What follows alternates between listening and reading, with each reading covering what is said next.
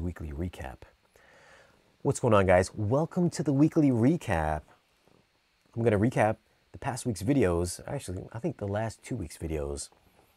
Just give you my rundown and answer some questions about my past week's videos. But we're going to start off with Hobbes & Shaw 4K Blu-ray. Actually, no. We're going to go back a little bit further. We're going to talk about the Onkyo RZ840 9.2 channel receiver. So we're going to talk about that right now. So it's a $1,000 receiver. I was actually sponsored by B&H Photo to do the video. So shout out to B&H Photo. If you guys want to pick up this receiver, head on over, watch that video. If you really like it, use the links in the description down below. But yeah, so I covered I normally don't like to do receivers because I just don't like to do them. I'm not a big fan of receivers. Unless something really strikes my interest, then I'll do a receiver, but I'm not a big receiver fan. I know a lot of you guys are receiver guys, but my mission on this YouTube channel is to move you guys away from receivers over into processors and amplifiers. That would be my goal on this channel. For all my home theater reviews and everything like that, home theater equipment reviews, I do try to focus on processors and amplifiers. So I would like to see everybody graduate from receivers over to processors. And when you guys do graduate from receivers to processors, you guys will thank me. But in the meantime, I understand I have to cover more affordable kind of entry-level beginner equipment for the folks that don't have the extra spare change to do processors and amps. Hence, that's why I covered the Onkyo RZ840 9.2 channel AVR. Anyways, off the top of my head, I don't know the specs off of it, but it is IMAX enhanced. It's got Dolby Atmos. It's got DTS-X. And I'm going to say for kind of a small room, maybe like mid to large size room, I was impressed with it. I did run it in my theater. I was using the Rendell speakers. And, you know, like I covered in the video, I thought it was a capable receiver. It sounded good. Of course, I'm always going to compare receivers or whatever I'm talking about in these reviews to my current state of gear, which is the Emotiva XMC2 and my Rotel amplifiers. So right now, that's kind of like my my reference point. So for a $1,000 receiver, I thought it performed admirably for a receiver for its output. I did run everything full range. I ran my fronts full range, the center, my Atmos speakers, surround speakers, back speakers, everything full range. And it did pretty good. It wasn't bad. I think I mentioned that in the video. It did a good job.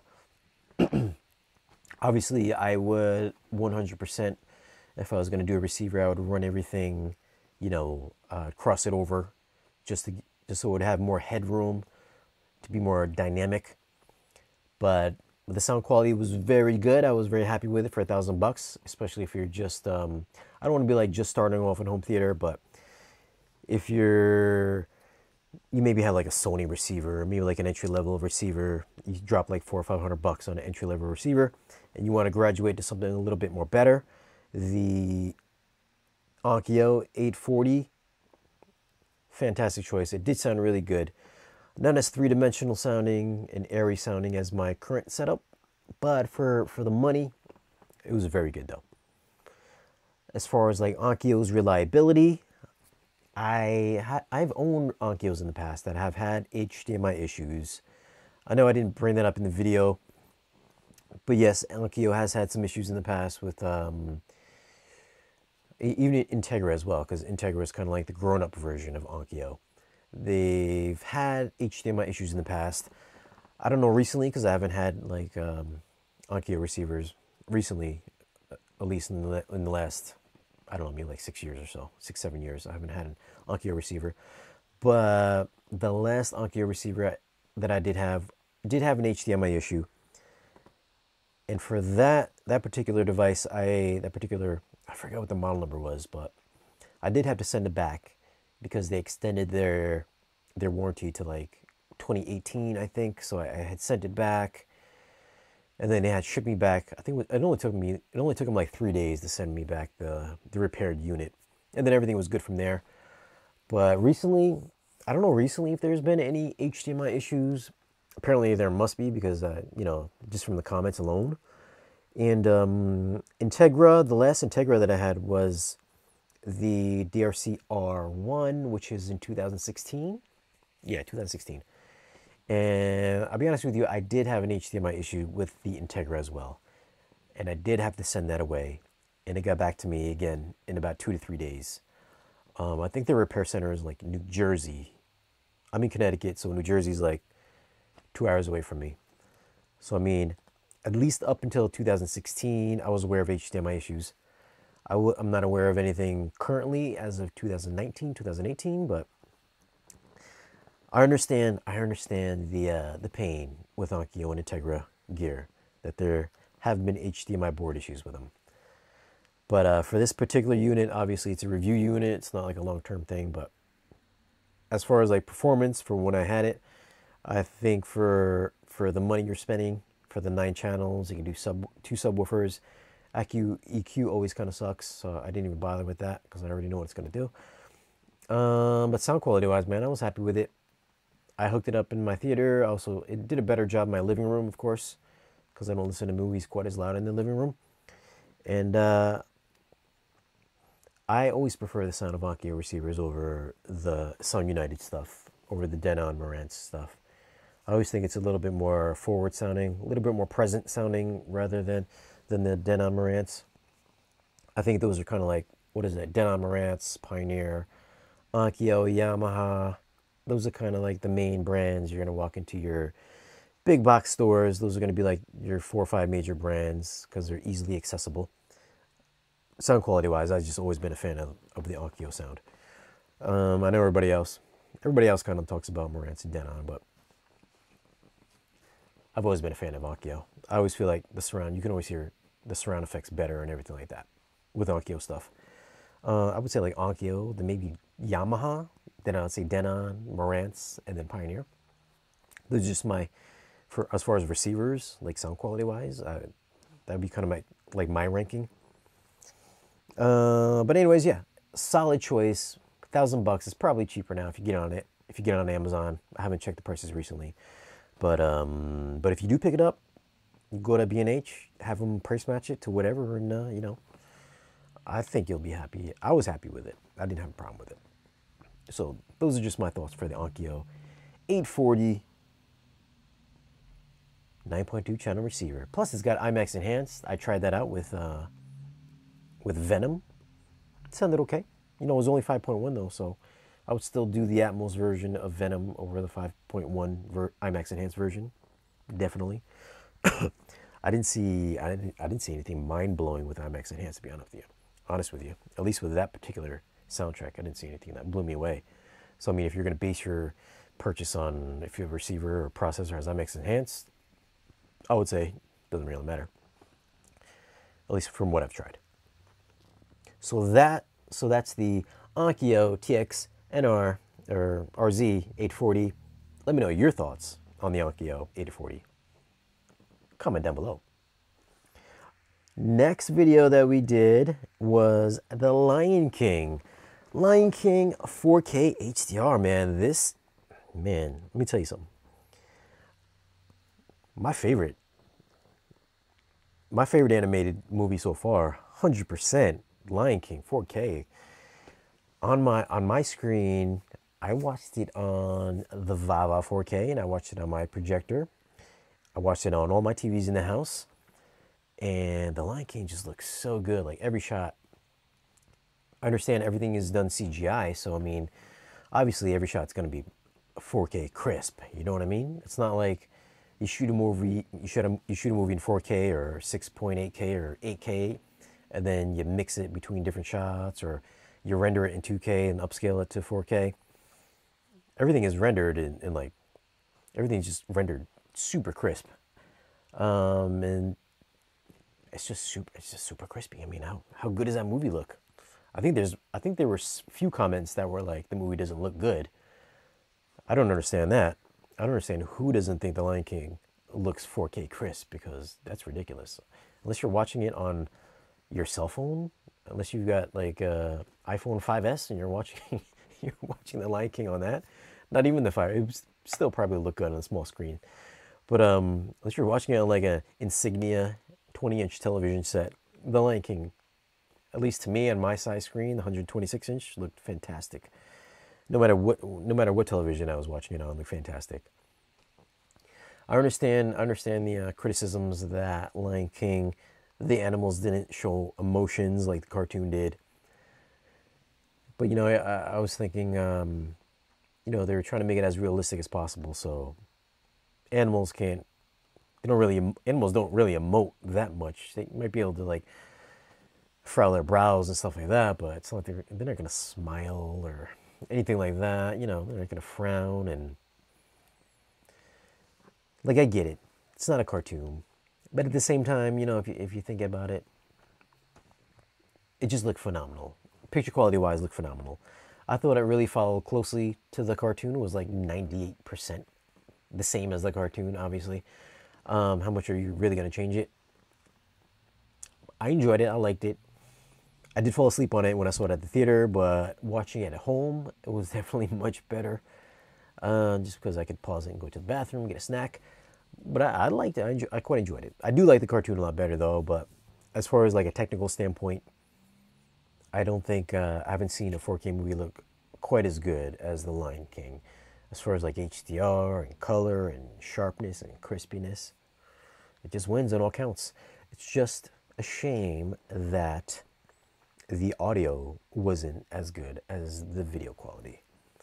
I don't really want to get into the audio quality because everybody knows about the Disney Atmos, I guess. I'm not sure who coined Atmos, but whoever made it up, kudos to you.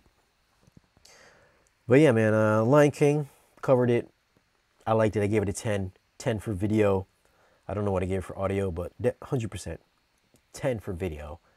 I was a fan of it. I quite enjoyed it. What do you guys think? Do you think it was a 10? Do you guys think I gave it a too high of a mark? But I think it deserved a 10 for me.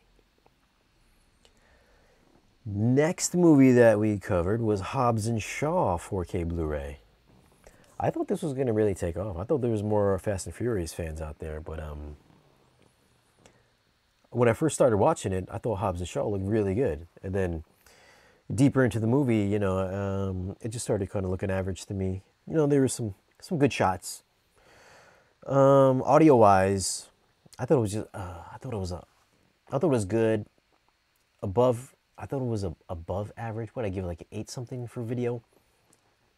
There were some awesome shots in it and some average shots in it, so it was kind of like a mix. So I was hoping to give it a better grade because I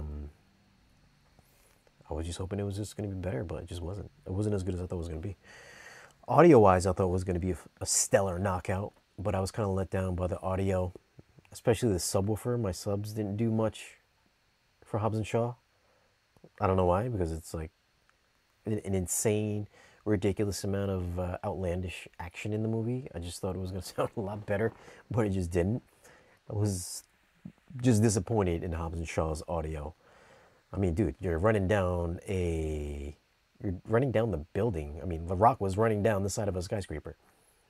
How are you not going to have awesome sound quality with that? He's holding on to a helicopter with a big chain. How are you not going to have better sound quality? Wasn't happy with that mix. What you gonna do though? Next one. That's Hobbs and Shaw. I wasn't really too happy. I wasn't too thrilled with that. But then the next video that we did was the home theater tour. Still getting a ton of views on that every day, a ton of comments every day. But I'll just pick out some of the popular comments that we got in the home theater tour.